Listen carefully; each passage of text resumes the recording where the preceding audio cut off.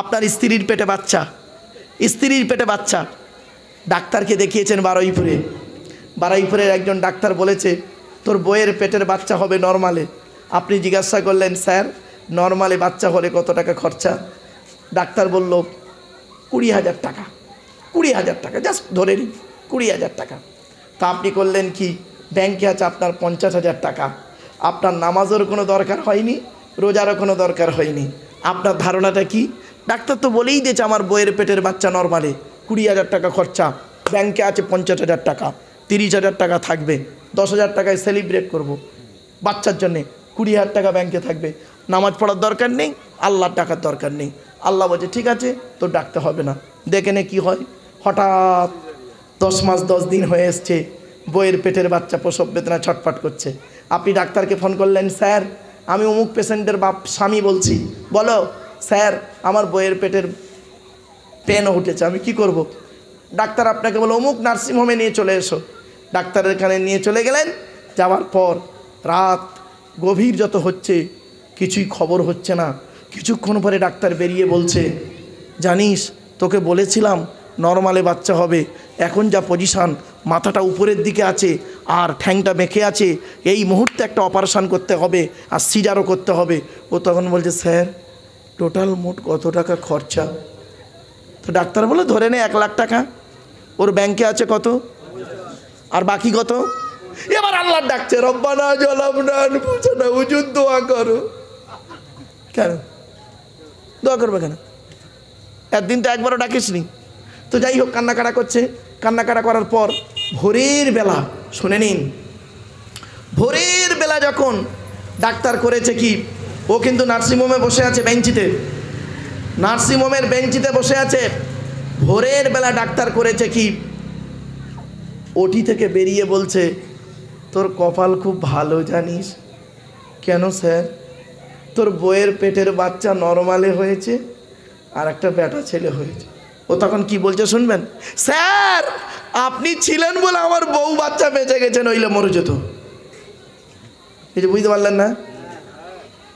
এখানেই তো বসে বললেন আমরা আল্লাহকে 100% বিশ্বাস করি, আর ওইখানটাকে অর্ধেক অর্ধেক করলেন কেন? এত সোজা ওয়াজ। আমার ওয়াজ শুনতে গেলে একটু ব্রেনের দরকার বাপ। কেন বলেছিলাম? এই জন্যই বলেছিলাম। এজন্য সর্বদাই যখন কোনো কাজ করবেন, জলসা কমিটিকে সকলকে বলে যাচ্ছি বাবা, আল্লাহ কোরআনে বলেছেন ইযা আযামতা ফাতাওয়াক্কাল আলাল্লাহ, বান্দা তুমি যখন কোনো কাজ করবে পৃথিবীর কোনো ব্যক্তি বস্তুর উপরে ভরসা করে কাজে নামবে না, একমাত্র আল্লাহর উপরে ভরসা করে কাজে নামবে। ইন্নাল্লাহা ইউহিব্বুল মুতাওয়াক্কিলিন, যারা আল্লাহর উপরে ভরসা করে কোনো কাজে নামে আমি আল্লাহ তাদের অত্যন্ত ভালোবাসি। বাপেরা, এই জলসা যখন শুরু হয়েছিল, আমি আসার কয়েক মিনিট আগে একটু বৃষ্টির ওয়েদার এসেছিল না বাবা? তাই দেখে কমিটির ছেলেরা মন ভেঙে গেল।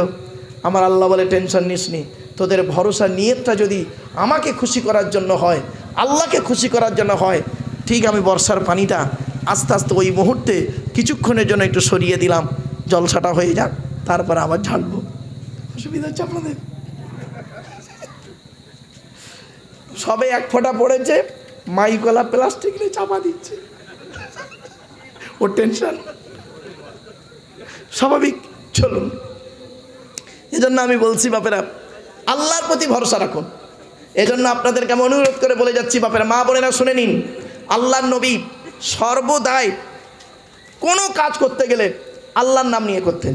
আল্লাহর নবী বলেছেন কুল্লু আমরিন জিবালিন লাম ইবদা বিসমিল্লাহির রহমানির রহিম ফাহু আফতার। আল্লাহ নবী বলেন প্রত্যেকটা কাজ যখন শুরু করবে বিসমিল্লাহ দিয়ে শুরু করবে, আল্লাহর নাম নিয়ে শুরু করবে। নবীজি খেতে গেলে আল্লাহর নাম, শুতে গেলে আল্লাহর নাম, উঠতে গেলে আল্লাহর নাম, বসতে গেলে আল্লাহর নাম, মসজিদে ঢুকলে আল্লাহর নাম, মসজিদ থেকে বেরোলে আল্লাহর নাম, পায়খানায় গেলে আল্লাহর নাম, পায়খানা থেকে বেরোলে আল্লাহর নাম, বাজারে গেলে আল্লাহর নাম, বাজার থেকে ফিরে এলে আল্লাহর নাম, যুদ্ধের ময়দানে গেলে আল্লাহর নাম, যুদ্ধ থেকে ফিরে এলে আল্লাহর নাম। আল্লাহকে সর্বদা সঙ্গে রাখতেন। আল্লাহ পাক বলেছেন বান্দা তুই আমাকে সঙ্গে রাখ, আর কাউকে রাখতে হবে না, তোর দায়িত্ব আমি নিয়ে নেবো। আর তুই আমাকে বাদ দিয়ে ওকে তাকে সঙ্গে রাখবি, ফেঁসে যাবি। দাঁড়ান একটু পরেই আসছি, ফেঁসে যাবি।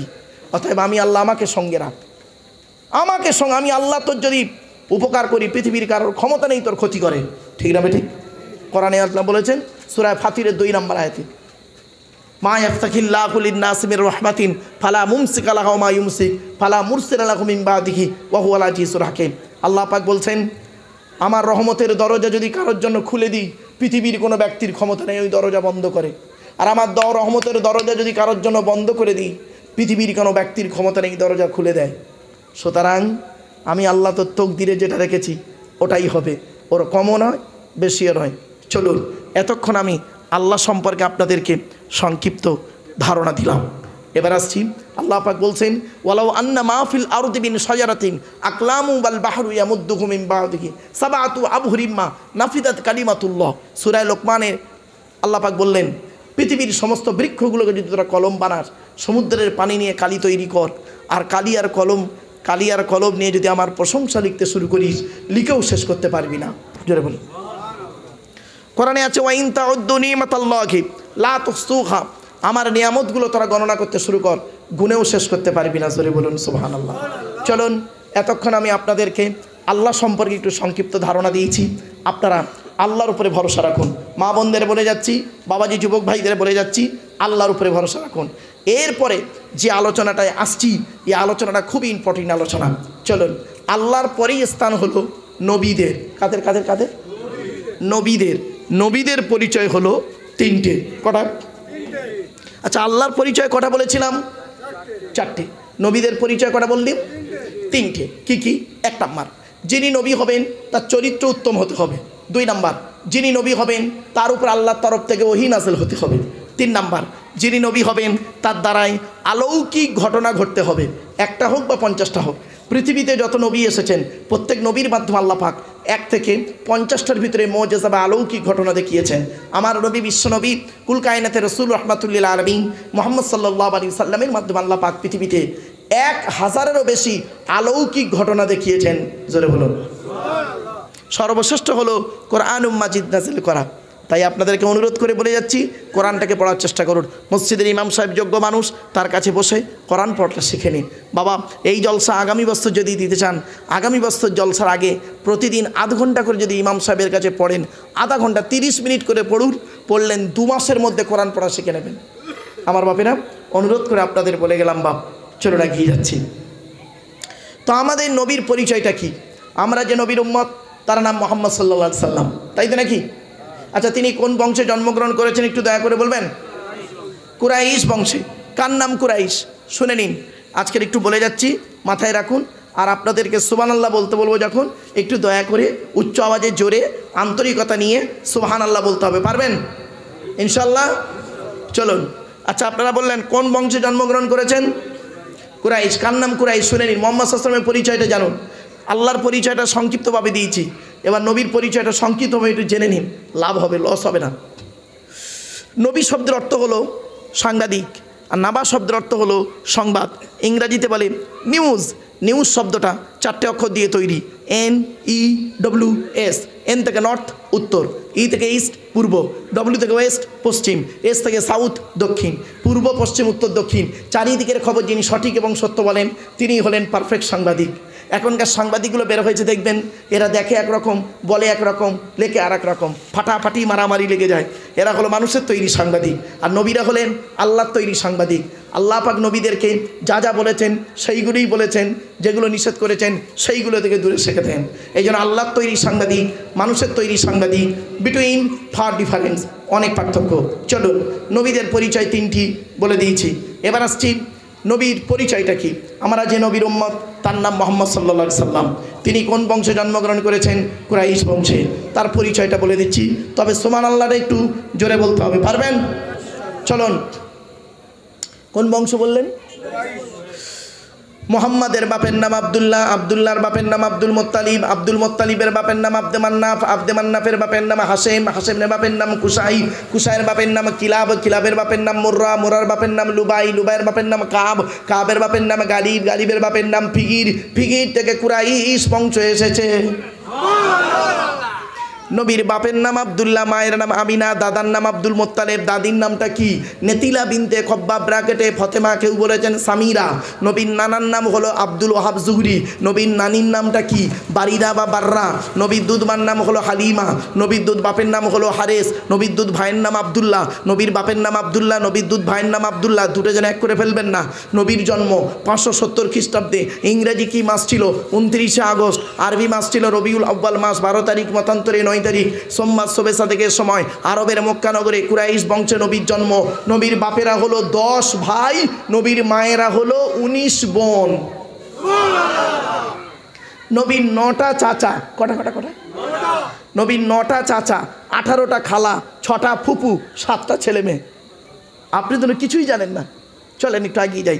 নবীর 9টা চাচার নাম কি? বড় চাচার নাম হারেস। কি বললাম বাবা? হারেস, জুবাইর, মুকাইয়িম, ফাইদাক, জাইদাক, আবুল আহাব, হামজা, আব্বাস, আবু তালেব। নবীর বাপ হলো আব্দুল্লাহ। নবীর 7টা ছেলে মেয়ে, 3টে পুত্র সন্তান, 4টে কন্যা সন্তান। 3টে পুত্র সন্তানের নাম কি?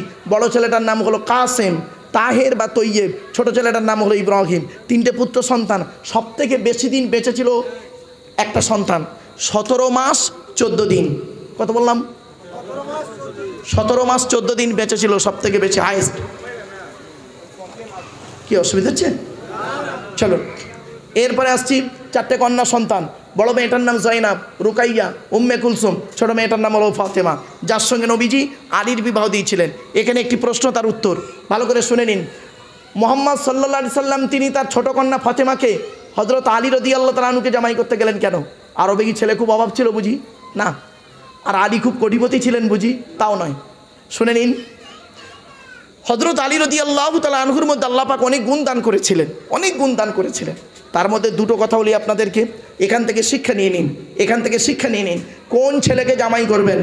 এই মা বোনেরা শুনে নিন, মায়েদের গলার আওয়াজ আমার কানে আসছে। মা বোনেরা আপনাদের গলার আওয়াজ আমার কানে আসছে। মা আসতে, এবারে শুনে নিন কথাগুলো। কোন ছেলেকে জামাই করবেন?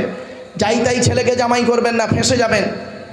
একলা বাপের একটা ছেলে থেকে জামাই করতে খালি যাবেন না, সব একলা বাপের একটা ছেলে সমান নয়। কোন ছেলেকে জামাই করবেন? কমসে কম যে ছেলের মধ্যে দুটো গুণ থাকবে। কটা? যে ছেলের মধ্যে কমসে কম দুটো গুণ থাকবে, ওই ছেলেকে জামাই করবেন। আর কোন মেয়েকে বৌমা করবেন? খালি সাদা চামড়া দেখে ছুটবেন না। সব সাদা চামড়ার মেয়ে ভালো নয়, সব সাদা চামড়ার মেয়ে ভালো নয়। সাদা চামড়া দেখে খালি ছুটতে যাবেন না। কোন মেয়েকে বৌমা করবেন? যে মেয়ের মধ্যে কোরআনে আছে 6টা গুণ থাকবে। কটা? 6টা গুণ। তা আগে ছেলেদেরটা বলি, তারপর মেয়েদেরটা বলবো। ছেলেদের কটা গুণ বলেছি? দুটো। কি কি? 1 নাম্বার, ছেলেটি সৎ ছেলে কিনা খবর নেবে। কি বললাম? সৎ। সৎ কাকে বলে? বক্তব্যের শুরুতেই বলেছি, বুখারীর হাদিস, আল্লাহ রসুল বলেছেন, তোমরা আমাকে দুটো জিনিসের গ্যারান্টি দাও, 2 ঠোঁটের মাঝখানে, 2 রানের বীজখানে। মনে পড়ছে? এই দুটো ঠিক আছে কিনা দেখবে। 1 নাম্বার ছেলেটি সৎ ছেলে কিনা খবর নেবে। 2 নাম্বার ছেলেটি কর্মী কিনা খবর নেবে। কর্মী, কর্মী ভাষাটা বোঝে? হ্যাঁ, কর্মী মানে পরিশ্রম করে, বাপের হোটেলে খায়, বাপের হোটেলে খায়, এমন ছেলেকে জামাই করতে যাবেন না। ছেলে ইনকাম কি করে খবর নেবেন। আরে আমার এক বন্ধু কলেজের প্রফেসর, তার একটি মাত্র মেয়ে, মেয়েটার বিয়ে দেবে তো যেদিন দিন ধার্য হয়, ফাইনাল দিন হয়, আমাকে বলছে মারুফ ভাই তোমাকে থাকতে হবে। তা আমি গিয়েছি, ছেলের তরফের লোকেরা এসছে, আমাকে বন্ধু বলছে, বন্ধু ওই ছেলের তরফের লোকেরা এসছে, ওই ঘরে আছে, যাও দেখা করে এসো। তা আমি গিয়ে দেখি সব দাড়িওয়ালা টুপিওয়ালা সব ফেরেস্তা মার্কা লোক আছে অনেক। গিয়ে একজনকে গিয়ে বললাম আসসালামু আলাইকুম। ওয়ালাইকুম আসসালাম। বসে এবার আমি একজনকে, পাশে একজন দাড়িওয়ালা লোককে বলছি, ভাই ছেলে কি করে? আচ্ছা এই প্রশ্নটা করাকে আমার বড় ভুল হয়েছে? ছেলে কি করে?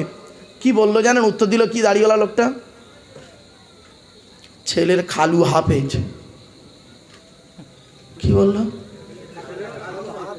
ছেলে কি করে? বলে ছেলের খালু হাফেজ। তা ছেলের খালু হাফেজ, তোর বাপের কি? ছেলে কি সেটা বললাম।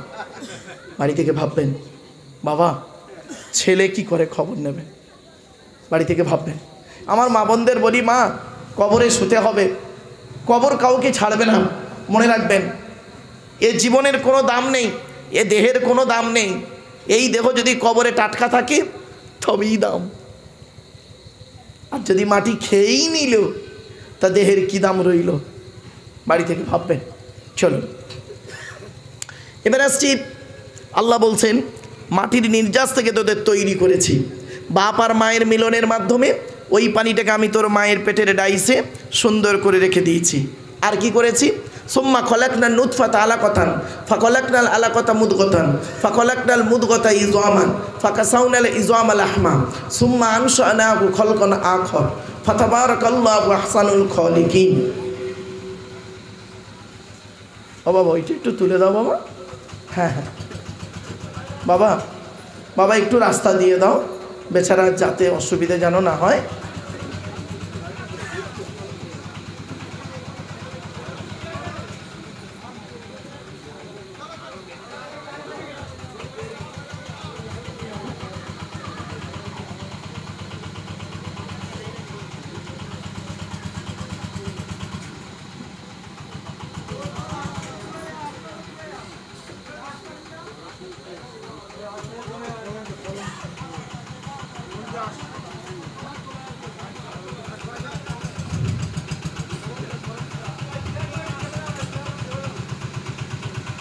হ্যাঁ বাবা, একটু আস্তে আস্তে ওকে পার করে দাও বাবা।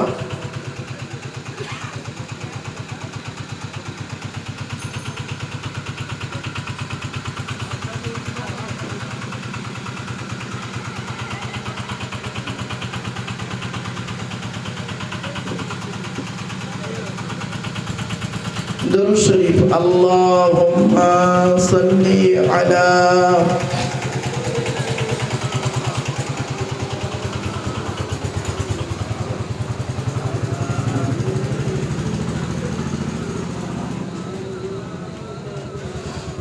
প্লিজ অ্যাটেনশন, এদিকে বাপ, এদিকে। এরপরে আল্লাহ বলছেন ওই পানিটার 40 দিন পরে রক্তপিণ্ড করেছি, তার 40 দিন পরে মাংসপিণ্ড করেছি, তার 40 দিন পরে হাড় তৈরি করেছি, হাড়ে আর মাংসই সুন্দর করে লাগিয়ে দিয়েছি। আমি আল্লাহ তোর মায়ের পেটের ভিতরে সুন্দর একটা আকৃতি দান করেছি। জোরে বলুন সুবহানাল্লাহ। আমরা মায়ের পেটে এসে গেলাম। এরপরে আল্লাহ বলছেন তোর দেহের মধ্যে আমি 4টে গুরুত্বপূর্ণ অর্গান দিয়েছি। আমার মায়েরা, বোনেরা, বাবাজিরা শুনে নিন, আমাদের দেহের মধ্যে 4টে গুরুত্বপূর্ণ জিনিস আছে। আজকের বাড়িতে গিয়ে আপনারা এই 4টে জিনিসকে যত্ন করবেন আপনার দেহের। এই 4টের একটা যদি খারাপ হয়ে যায় আপনি 100% মারা যাবেন, বাঁচবেন না।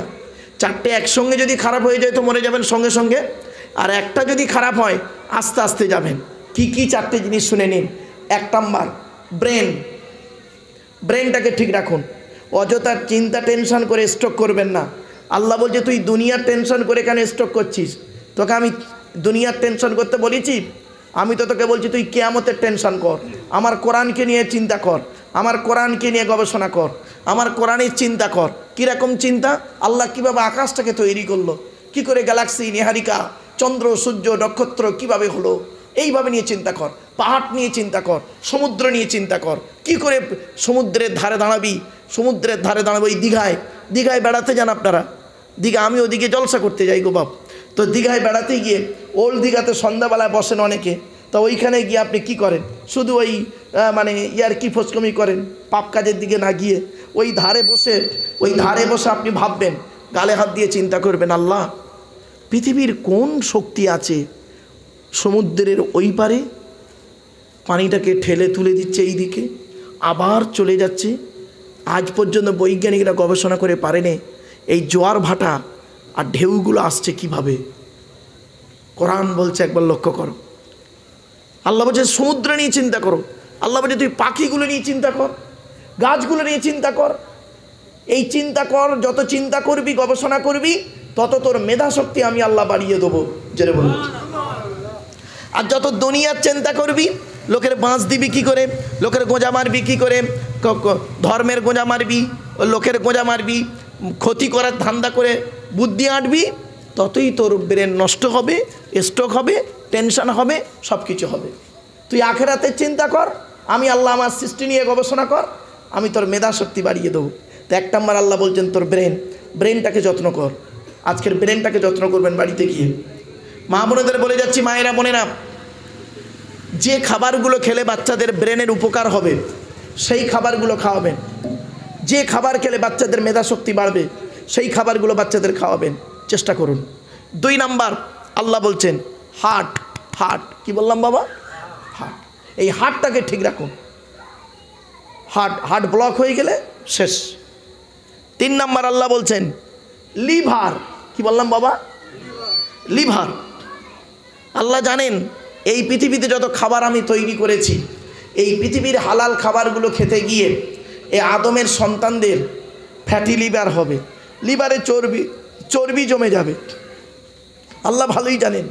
সেই জন্য আল্লাহ পাক বলে দিলেন ওই লিভারের চর্বি কমানোর জন্য, তো লিভারটাকে ঠিক রাখার জন্য বিকল্প একটা খাবার পৃথিবীতে তৈরি করে দিয়েছি।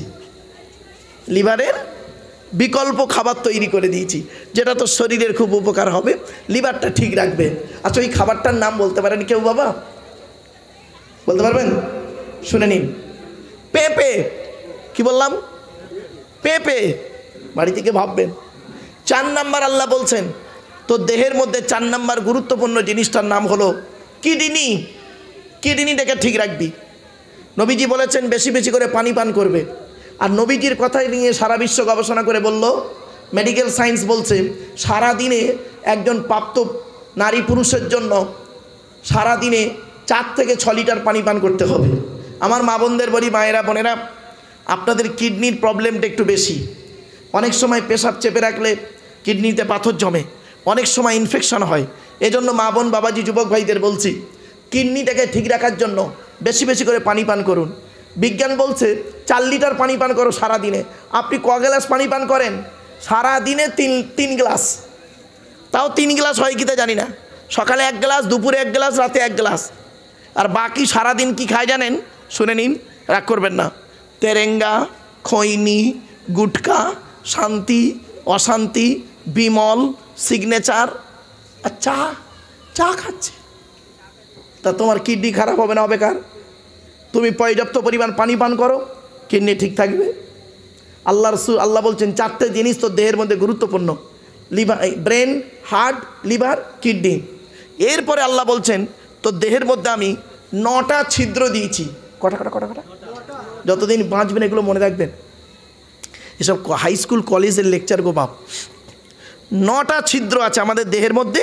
নারী পুরুষের 9টা ছিদ্র আছে। এই 9টা ছিদ্রের যে কোনো একটা ছিদ্রের মাধ্যমে আল্লাহ পাক ফেরেশতার মাধ্যমে আমাদের আত্মাটা বের করে নেয়।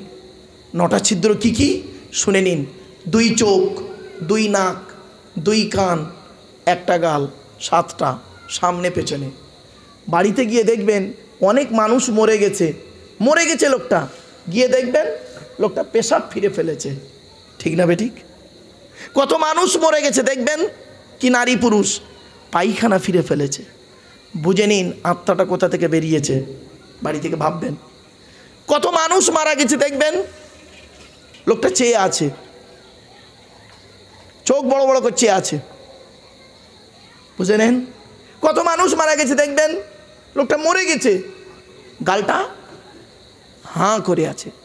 কত মানুষ মারা গেছে দেখবেন ঘাটটা বেঁকে আছে, হাতটা খেঁচে আছে। আবার কত মানুষ মারা গেছে দেখবেন দেখলে মনে হবে লোকটা ঘুমিয়ে আছে। কিভাবে মরতে চান? কিভাবে মরতে চান? ঈমান নিয়ে যদি মরতে চান দয়া করে এই কোরআন হাদিসের কথাগুলো শুনে একটু আমল করে বাড়ি যান। এরপরে আল্লাহ বলছেন তো দেহের মধ্যে আমি 3টি জিনিস আলাদা করেছি। কটা? আমি যে কথা বলছিলাম যে এনার মধ্যে যা আছে ওনার মধ্যে তা আছে, 3টে জিনিস আলাদা। মনে পড়ছে? শুনে নিন। আমাদের দেহের মধ্যে 3টে জিনিস আলাদা, মিললেই কারোর সঙ্গে একসঙ্গে 3টে জিনিস পাবেন না। কি কি শুনে নিন। আগে আপনাদের একটা প্রশ্ন করি, আপনারা আধার কার্ড করেছেন? আচ্ছা, আধার কার্ড করার সময় অফিসাররা আপনাদের এই কথাটা বলেছিল কিনা দেখুন তো, মনে পড়ছে কিনা? চোখটা বড় করে চান তো বলেছিলেন? কেন ভাবেননি? আর একটা বলেছিলেন এই 2টো বুড়ো আঙুলকে নিয়ে একটা কাঁচের উপরে চেপে ধরেছিলেন। শুনে নিন, 1500 বছর আগে কোরআনে 1500 বছর আগে এই 2টো জিনিসের কথা ইঙ্গিত দেওয়া আছে। ভাবতে পেরেছেন? কোরআনকে নিয়ে গবেষণা করেছেন কোনো দিন? এ কোরআনকে নিয়ে গবেষণা করছে কারা? America, London, France, Britain, Japan, Jordan, জার্মানির ঠান্ডা করে বসে বসে কোরআন কিনে গবেষণা করছে। কারা করেছে? Humphry Davy, Michael Faraday, Einstein, Isaac Newton, doctor Maurice Bucaille, mister Cook, mister জাবিরি, mister Campbell, Raja Rammohan Roy, Ishwarchandra Vidyasagar, Rabindranath Tagore, Acharya Jagadish Chandra Bose, Francis Drake, Williams কিতমুর, Williams Harvey, Thomas, George Bernard, এরা কোরআনকে নিয়ে গবেষণা করলো। আর আমরা কিছু মৌলবি, সকলে নয়, আমরা কিছু মৌলবি কি করলাম জানেন? ওই কোরআনটাকে নিয়ে কিভাবে ব্যবহার করলাম দেখুন। তেল পড়া, পানি পড়া, ওয়াজ করা, খতম পড়া, তাবিজ পড়া, ঘর বন্ধ করা, আর নিজেদের মধ্যে মারামারি করা। কীরকম মারামারি? এই দেখুন, গোল টুপি, লম্বা টুপি, চেরা জামা, ফাড়া জামা, তবলিগ, ফুরফুরা, বেরেলি, ওহাবি, জামাত ইসলামী, আহলে হাদিস, বুকে হাত বাঁধা, নাভির নিচে হাত বাঁধা, জোরে আমিন বলা, আস্তে আমিন বলা, কেয়াম করা না করা, মোনাজাত করা না করা, জানাজার পরে দোয়া করা না করা, এ ওর বলে কাফের, ওর বলে কাফের। ঠিক না? ঠিক, কি আশ্চর্য! একই কোরআন, তারা নিয়ে গবেষণা করে। কোরআন থেকে কি নেবেন বলুন আপনারা? কি নেবেন কোরআন থেকে? ভৌত বিজ্ঞান নেবেন, কোরআনে আছে। জীবন বিজ্ঞান নেবেন, কোরআনে আছে। জিওগ্রাফি নেবেন, ভূগোল নেবেন, কোরআনে আছে। হিস্ট্রিক্যাল ম্যাটার নেবেন, কোরআনে আছে। আর্থি লাইফ, ইহকাল নেবেন, কোরআনে আছে। পরকাল নেবেন, আফটার লাইফ, কোরআনে আছে। রাজনৈতিক জীবন, পারিবারিক জীবন, সাংসারিক জীবন, সামাজিক জীবন, কি নেবেন, অর্থনৈতিক জীবন, সবই রয়েছে কোরআনের ভিতরে। আমরা সে কোরআনটাকে মূল্যায়ন করিনি। অনেক বাড়িতে গিয়ে দেখবেন কোরআনটা রয়েছে কোথায় দেখবেন? সানসেটে রয়েছে, সানসেটে। অনেক মানুষ রেখে দিয়েছে সানসেটগুলোতে গিয়ে দেখবেন। অনেক মুসলমানের বাড়িতে গিয়ে দেখবেন আজকের সানসেটগুলোতে বড় বড় কেতাব কেনা আছে। ছেলে আমার মাস্টার, ডাক্তার, ইঞ্জিনিয়ার, প্রফেসর হবে, কোর্টের জজ হবে।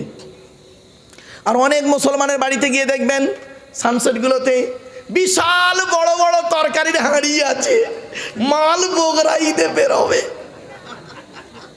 ঠিক না বেঠিক? আমরা বাড়ি থেকে ভাববেন না, করবেন না কেউ। চলুন এগিয়ে যাচ্ছে। তো এক নাম্বার হলো কি, আমাদের দেহের মধ্যে তিনটে জিনিস আলাদা। এক নাম্বার হলো কি, ব্লাড গ্রুপ আলাদা। কি বললাম? ব্লাড গ্রুপ আলাদা। আমি এজন্য বক্তব্য রাখতে গিয়ে বলি গো বাবা, কাছারি বাজার বেশ কিছু কলেজ টলেজগুলোতে যাই, তো গিয়ে কথাগুলো বলি আমি। কেন জানেন? হিন্দু মুসলিম কাঁধে কাঁধ মিলিয়ে চলবেন, খবরদার। হিন্দু মুসলিম দ্বন্দ্ব মারামারি করবেন না। মনে রাখবেন, সৃষ্টিকর্তার আরাধনা উপাসনার পদ্ধতিটা আমাদের আলাদা হতে পারে। মানুষ হিসেবে এই প্রত্যেকেই কিন্তু আমরা আদমের সন্তান। ঠিক না ঠিক? মাথায় রাখুন। আপনারা কি জানেন একটা হিন্দুর রক্তের ভিতরে মুসলমানদের রক্ত আছে, আর মুসলমানদের রক্তের ভিতরে হিন্দুদের রক্ত আছে? প্রমাণটা দেব। আপনাদের এলাকায় ব্লাড ডোনেশন ক্যাম্প হয়, রক্তদান শিবির। আচ্ছা, ব্লাড যখন নেওয়া হয় তখন বলা হয় নাকি, এই ও হিন্দু, ওর রক্ত আলাদা কর, ও মুসলিম, ওর রক্ত আলাদা কর? বলে নাকি? আরে ব্লাডের মধ্যে কাস্টের কোনো ডিভাইডেড থাকে না, ব্লাডের মধ্যে কালারের কোনো ডিভাইডেড থাকে না, ব্লাডের মধ্যে জেন্ডারের কোনো ডিভাইডেড থাকে না। ব্লাডের মধ্যে গ্রুপের ডিভাইডেড করা হয়। ব্লাডের 4টে গ্রুপ। কটা? এগুলো মনে রাখবেন। অনেক মুসলমান এখানে বসে আছে, ওর নিজের ব্লাড গ্রুপ কি ও নিজেও জানে না। ঠিক না ঠিক? ব্লাডের 4টে গ্রুপ, এ বি আর ও। আবার বলছি, এ বি আর ও, প্রত্যেকটার মাইনাস প্লাস। একটা হিন্দুর রক্তের ভিতরে 3টে জিনিস পাওয়া যায়, লোহিত কণিকা, শ্বেতকণিকা, অনুচক্রিকা। As a same, no difference. একটা মুসলমানের রক্তের ভিতরে ওই 3টেই পাওয়া যায়। কিসের হিন্দু কিসের মুসলিম মারামারি করেন? আপনি কি জানেন? এ হিন্দু মন্দিরে গিয়ে যাকে ঈশ্বর বা ভগবান বলে ডাকো, তাকে জীবনে মন্দিরে পাবে না। হে খ্রিস্টান, গির্জায় গিয়ে যাকে গড বলে ডাকো, তাকে জীবনে গির্জায় পাবে না। হে মুসলমান, গালে দাড়ি মাথায় টুপি দিয়ে মসজিদে যাকে আল্লাহ আল্লাহ বলে ডাকো, ও আল্লাহকে মসজিদে পাবে তো? চলুন, 3 ধর্মের মানুষ আমরা আল্লাহকে খুঁজতে বেরোই। আল্লাহ নিজেই বলছেন, আমাকে খুঁজতে যেতে হবে না, আমাকে তোদের খুঁজতে যেতে হবে না। আমি কোথায় আছি জানিস? কোরআনেই আল্লাহ বলছেন। ওয়ালাকাদ খালাকনাল ইনসানা ওয়া না'লামু মা তুওয়াসবিসু বিহি নাফসুহু ওয়া নাহনু আকরাবু ইলাইহি মিন হাবলিল ওয়ারিদ। 26 নম্বর পারা 18 নম্বর পৃষ্ঠা 1ম নম্বর লাইন, সূরার নাম সূরা কফ। আল্লাহ বলছেন, হে মানব জাতি, আমি তোদের সৃষ্টি করেছি, তোদের মনের মধ্যে ভালো মন্দ যা কিছু আছে সব আমি আল্লাহ জানি। তোরা কোনো দিন ভাববি না আমি আল্লাহ অনেক দূরে, এটা কোনো দিন ভাববি না। আমি আল্লাহ তোর ঘাড়ের শিরারও নিকটবর্তী। একবার অন্তরে অন্তঃস্থল থেকে আমাকে আল্লাহ বলে ডাক দে, আমি আল্লাহ তোর ডাকে সাড়া দেব।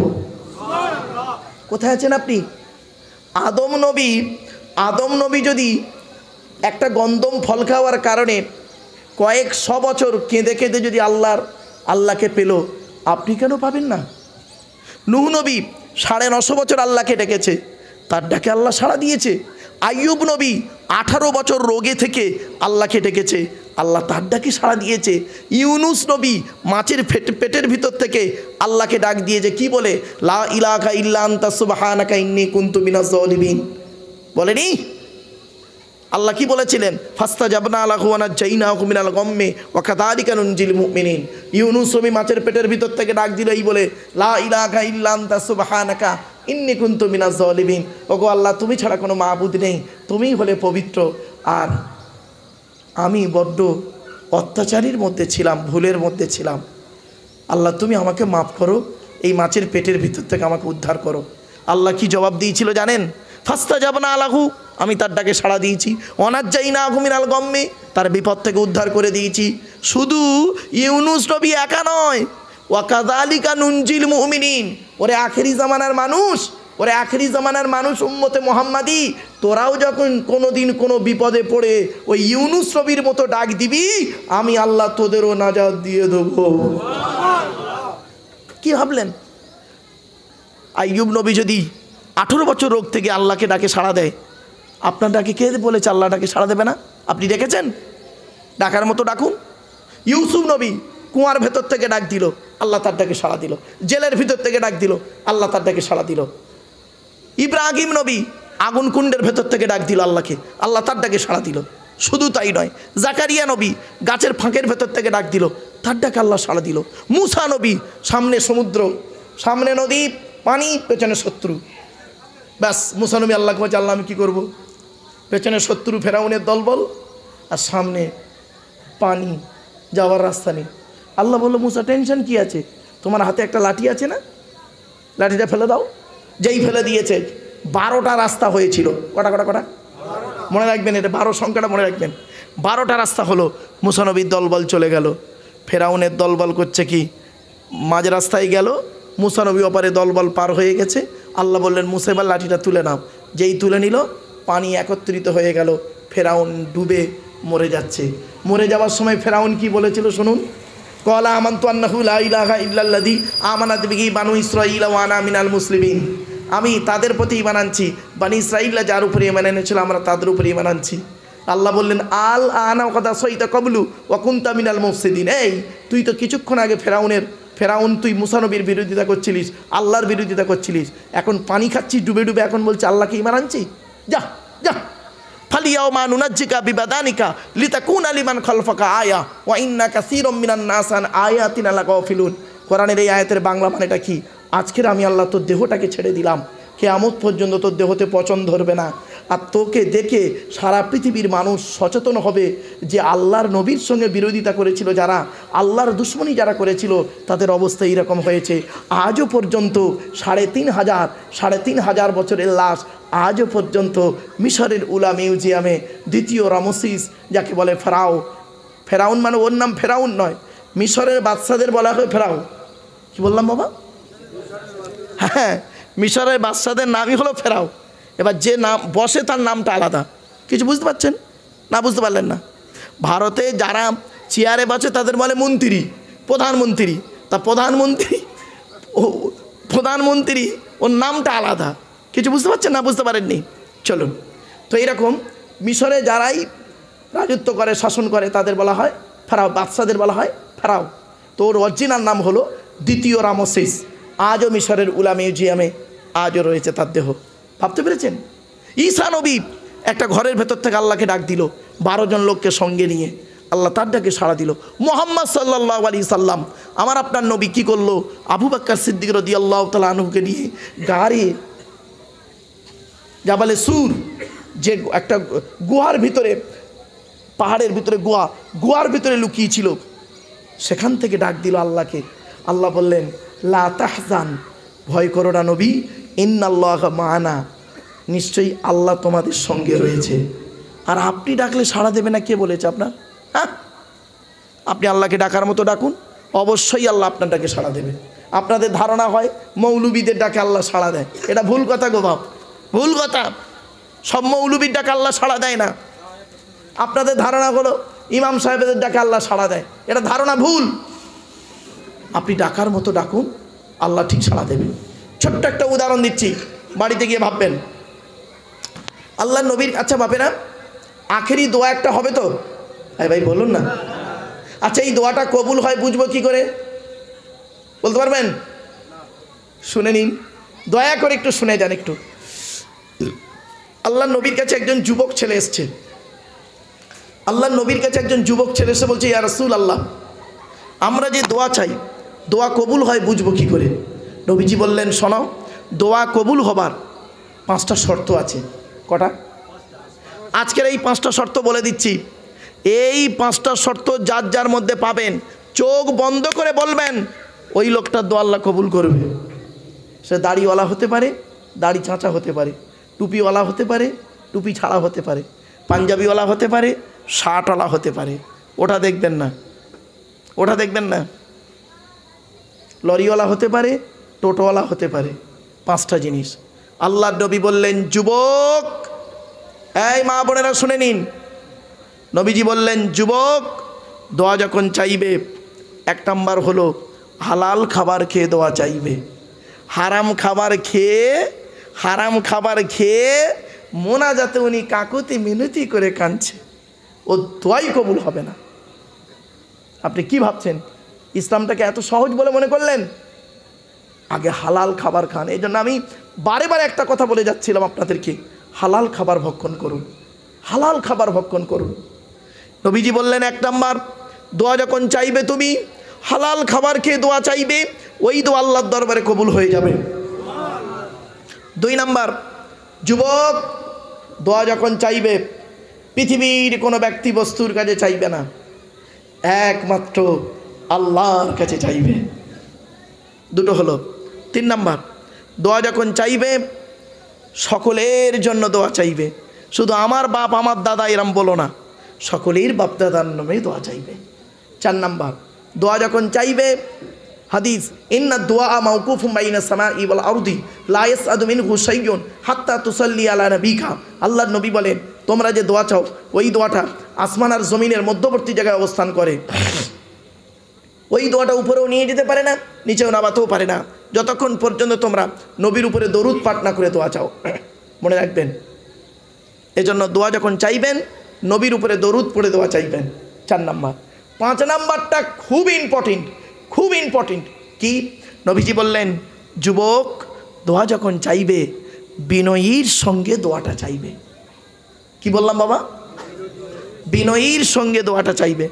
অনেকে দেখবেন মোনাজাত করছে, আমার দিকে তাকান, আমার দিকে তাকান, মোনাজাত করছে, আমার হাতের দিকে দেখুন, মোনাজাত করছে, রব্বানা যালামনা আনফুসানা ওয়া ইল্লাম তাগফির লানা ওয়া তারহামনা লানাকুনান্না মিনাল খাসিরিন লা তাকনাতু মির রাহমাতিল্লাহ ইন্নাল্লাহা ইয়াগফিরুয যুনুবা জামিআ ইন্নাহু হুয়াল গফুরুর রহিম ওয়া বিযামরি ইলাল্লাহ ইন্নাল্লাহা বাসীরুম বিল ইবাদ। তেল মালিশ করছে, গাঁট ভাঙছে, হাত মোচড়াচ্ছে, ছি ছি। ছোট্ট একটা উদাহরণ দিচ্ছি, দোয়া মানে ভিক্ষা। কি? আচ্ছা, আপনি যখন মানুষের কাছে ভিক্ষা চান, কিভাবে চান বলুন আপনারা? মানুষের কাছে যখন ভিক্ষা চায়, কি করে চায়? মাথাটা নত করে দেয়, হাতটা বিনয়ীর সঙ্গে পেতে দেয়। ঠিক না বেঠিক? হাতটা বিনয়ীর সঙ্গে পেতে দেয়, আর মাথাটা কি করে? নত করে ভিক্ষা চায়। আমার আল্লাহ বলে, এই মানুষের কাছে ভিক্ষা চাইছে, দেখ, হাতটা বিনয়ীর সঙ্গে পেতে দিল, মাথাটা নত করে ভিক্ষা চাইল, আর আমি সৃষ্টিকর্তা হলাম, মালিকের মালিক, আমার কাছে ভিক্ষা চাইছে, দেখ, অভদ্রর মতো অভদ্রতা ভেতর দিয়ে সে আমার কাছে ভিক্ষা চাইছে। খবরদার নয়, মা বোনদের বলে যাচ্ছি, বাবাজি যুবক ভাইদের বলে যাচ্ছি, বেয়াদবের সঙ্গে মোনাজাত করবেন না। বলে যাচ্ছি আজকের বেয়াদবের সঙ্গে 1 ঘন্টা ধরে মোনাজাত করার থেকে আদবের সঙ্গে 2 মিনিট মোনাজাতটাই যথেষ্ট, ঠিক না বেঠিক? অতএব মোনাজাত যখন হবে 2 মিনিটের মধ্যে মোনাজাত হবে, চিন্তার কোনো কারণ নেই। আপনারা ধীর স্থিরভাবে চেষ্টা করবেন মোনাজাতে শামিল হবার। চলেন এগিয়ে যাচ্ছি। এরপরে আল্লাহ বলছে, বান্দা শোন, এই পৃথিবীতে আল্লাহর একটা ঘর আছে। ঘরটার নাম কি? আরে ভাই বলুন না। মসজিদ। আমি কেন জিজ্ঞাসা করছি জানেন? এর মধ্যে একটা রহস্য আছে।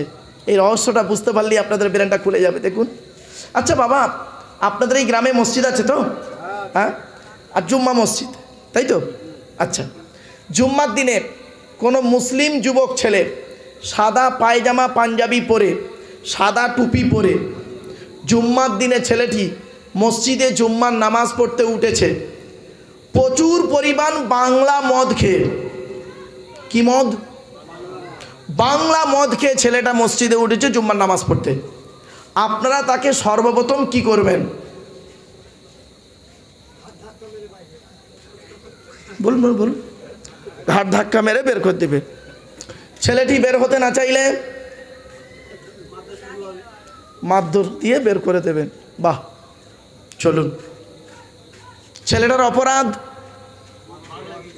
মদ হারাম খাবার, মসজিদ পবিত্র স্থান, হারাম খাবার খেয়ে পবিত্র স্থানে উঠেছে, তাই তাকে বের করে দিলেন। বের হতে চাইল না, মেরে বের করে দিলেন। সত্যি কত ভালো মানুষ আপনারা। বাবা, মদখোরকে মসজিদ থেকে মেরে বের করে দিলে আর সুদখোরটাকে মসজিদের সেক্রেটারি বানিয়ে দিলে, এরই নাম ধর্ম? মদখোরটাকে মেরে বের করে দিলে আর সুদখোরটাকে মসজিদের সেক্রেটারি বানিয়ে দিলে। এই জন্য বলে যাচ্ছি আপনাদের, আল্লাহ কোরআনে বলেছেন যাকে তাকে মসজিদের দায়িত্ব দেবেন না, সেক্রেটারি, সভাপতি, কমিটি যাকে তাকে করবেন না। কোরআনে আছে যাদের মধ্যে 5টা গুণ থাকবে তারাই মসজিদের দায়িত্ব নেবে। বলবো? হ্যাঁ, শুনে যান। আজকের কোরআনের কোথায় লেখা আছে আমি রেফারেন্সটা বলে দিচ্ছি, মানে করে বলে দিচ্ছি। কোরআনের 10 নম্বর পারার 8 নম্বর পৃষ্ঠার 9 নম্বর লাইনে সূরার নাম সূরা তাওবার 18 নম্বর আয়াতে আল্লাহ বলছেন, ইন্নামা ইয়ামুরু মাসাজিদ আল্লাহ। আল্লাহ বলছেন মসজিদ আমার ঘর। আল্লাহ বলছেন মসজিদ ওয়ান্নাল মাসাজিদা লিল্লাহি ফালা তাদউ মা আল্লাহি আহাদা। আল্লাহ বলছেন মসজিদ আমার ঘর। আমার ঘরের দায়িত্ব কে নেবে? যারা আমার ঘরের দায়িত্ব নেবে তাদের কমসে কম 5টা গুণ থাকতে হবে। কটা? 5টা গুণ। আজ বলে যাচ্ছি, শুনে নিন। আল্লাহ বলছেন, আমি বলিনি, আমি বাংলা অনুবাদ করার কাজ করছি। আল্লাহ বলছেন ইন্নামা ইয়ামুরু মাসাজিদ আল্লাহ মান আমানা বিল্লাহ। মসজিদের দায়িত্ব সেই লোকটাই নেবে। 1 নম্বরে যে ব্যক্তি 100% আল্লাহকে বিশ্বাস করবে। কত পার্সেন্ট? 100%। এখন যদি আপনাদের আমি বলি আপনারা আল্লাহকে 100% বিশ্বাস করেন, আপনারা বলবেন হ্যাঁ। বাস্তব হ্যাঁ বলবেন। একটু পরীক্ষা করে দেখে নিন। আপনি তো এখানে বললেন 100% আল্লাহকে বিশ্বাস করি, মুখে বললেন, আর কাজে দেখানোর সময় কেন অর্ধেক অর্ধেক করে দেন? 50% করেন কেন? উদাহরণটা দিই।